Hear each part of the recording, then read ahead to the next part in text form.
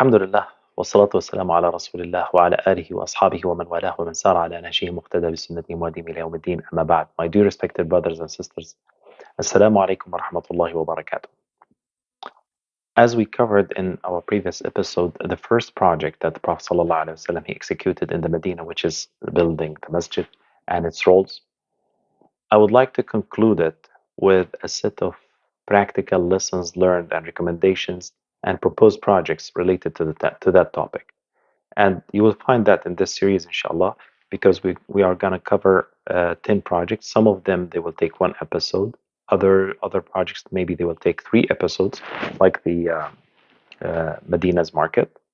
So after each project, I will just put a specific episode like this one, where we discuss the practical lessons learned, recommendations, and proposed projects related to the topic that we covered, in a way to transfer these type of abandoned meanings and sunnahs, and to move it from the theoretical dimension to the practical reality.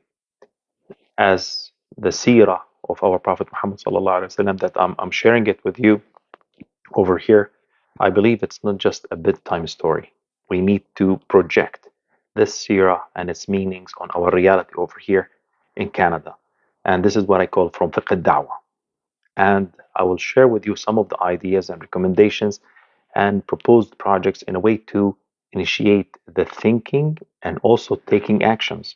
Initiate the actions actually in all our audience. وَرُبَّ سَامِعٍ أَوْ عَامٍ مُبَلَّغٍ. So the following are some of the ideas and recommendations that came to my mind, that I would like to share it with you, how to reflect whatever we heard from the seerah and how to reflect it on our reality. The first one is that the masjid should focus over here in Canada more about the faith and the Islamic lessons that links the people to Allah subhanahu wa ta'ala. يعني برامج لتقوية الإيمان والعقيدة ووصل الناس بالقرآن والسنة. Especially programs related to the Quran and the Sunnah and the seerah of our Prophet Muhammad sallallahu alaihi wasallam, and in a way to strengthen the reference point that we talked about, the reference point of the Quran and the Sunnah. So the people, they need to learn more about it. So that's one of the ways to strengthen the reference point, the Quran and the Sunnah, in us and even our children, by doing more programs inside the Masjid and focusing on these type of programs in the Masjid. The second important point is to pay close attention to the khutbah quality. We have around 52 weeks during the whole year. So you're talking about 52 khutbah throughout the year. And most of the masajid, as I know, that they are doing 2 to 4 khutbah each Friday. Some in English and some in Arabic, but most of them in English. As you know, that the khutbah is wajibah, and it's a must condition to have a correct Juma prayer. And that type of wujub, that put a duty on the people who attend and listen and focus during the Juma prayer. They are not allowed even to talk to each other. Otherwise, they will call it laghu, and this will spoil all his Juma prayer. So that type of wujub, that put that duty on the people to attend, listen, and focus during the Juma prayer, it should put the same amount of responsibility on the khatib, the speaker, to fear Allah subhanahu wa ta'ala, وَيَتَّقِ to prepare well to his khutbah. As a sign, and that type of preparation is a sign of respect to the duty that he has and to the listeners that they attend, and not just to deal with the khutbah as a way to fill an empty time spot. So that's the second recommendation. The third one is that the masjid has an essential role in the Islamic community as an Islamic community identity, by taking initiative in doing what we call open houses, and to do these open houses systematically and periodically. And I highly recommend to do it in a quarter base. We open, basically the open houses is a way to open our doors, the center's doors and the masjid doors, to the Canadian society, so that they come and learn more about Islam. And we do exhibition about Islam and teach them about Islam, and also give them teach them about Ramadan and how we practice our religion. And that type of open houses, it will remove that type of distorted stereotype image presented by the biased media that we talked about. Activity, this type of activity should be based on initiative and consistency. Initiative and consistency, rather than being momentary action and based on reaction. Most of the masajid, unfortunately, they do it, or they did it when we have September 11, or we have the London issue.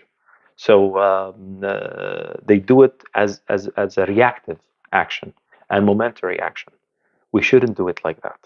It should be part of our da'wah over here to the community, to the society. The da'wah shouldn't be only focused on the Muslims. Also, part of our da'wah is to focus on the non-Muslims and to deliver this beautiful message and to share it with our society over here, especially from the values and the morals that we have. And I highly recommend in these type of projects to involve the new young generation by training them to present this image and answer all the suspicions about Islam in a modern language that they can present better than me and a lot of people because they don't have an accent issue. And in the background, you'll put a group of scholars and sheikh that they will be there to support and to direct.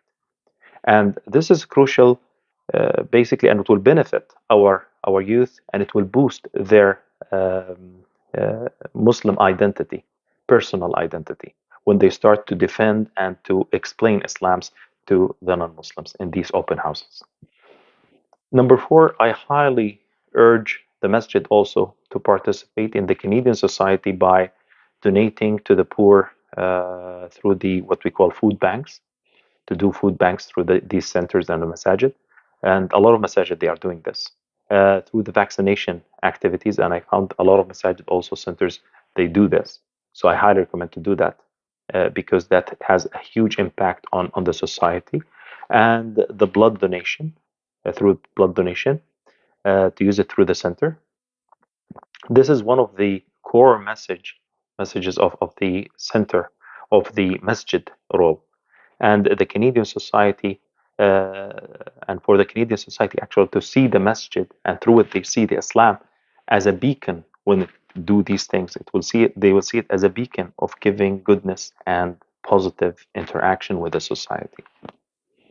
The final suggestion that comes to my mind, as we clarified earlier, that the actual role of the Masjid, when we read the seerah of Prophet Muhammad ﷺ, at the time Prophet Muhammad was a starting point for intellectual, educational, social, economic, political, health, and environment work and projects. So the Masjid over here in Canada cannot carry all that. Maybe it can carry based on the license that it have, the intellectual, the educational, part of the educational for the society, and the social work, while the rest of the work will be unable to do under the roof of the center or the Masjid due to the legal and technical restrictions. And therefore, we must complete the Masjid mission by establishing a separate, external, specialized institutions in these aspects, separate by the building and license, but also connected and completing the Masjid mission. I ask Allah subhanahu wa ta'ala and أسأل الله عز وجل أن يجعلنا مما يعيدون للمسجد دوره ومما يجمعون قلوب المسلمين حوله وممن يحفظون حق الله وحق الناس داخل وخارج المسجد وممن مرجعهم في كل أمورهم كتاب الله وسنة رسوله إنه ولي ذلك والقادر عليه والسلام عليكم ورحمة الله وبركاته.